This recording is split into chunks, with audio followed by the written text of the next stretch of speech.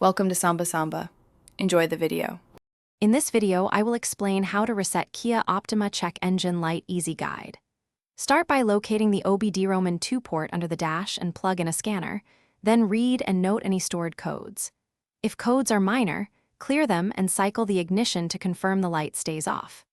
If the light returns, address the specific code or consult a mechanic, since persistent lights signal unresolved issues. Begin by sitting comfortably in the driver's seat and turning the ignition to the on position without starting the engine. Attach your OBD-ROMAN 2 scanner and follow the device prompts to read diagnostic trouble codes, then choose the clear or erase option to remove stored codes.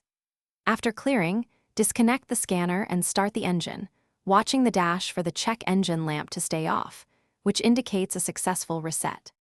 If you found this guide helpful, please subscribe and like the video to support more useful car tips. Quick recommendation: musical notes bring your space to life with the Echo Dot smart speaker. Check the description for the link and other deals. It's a fun gadget to keep in your garage or workshop. I appreciate your support and feedback, and now let's get back to the video. If the check engine light returns after a reset, that means the underlying fault persists and requires attention. Use the trouble code information to identify a bad sensor, loose gas cap, or more serious engine issue, and perform the needed repair or parts replacement. Once fixed, clear the codes again and monitor the car under normal driving to ensure the light does not reappear, confirming the problem has been resolved.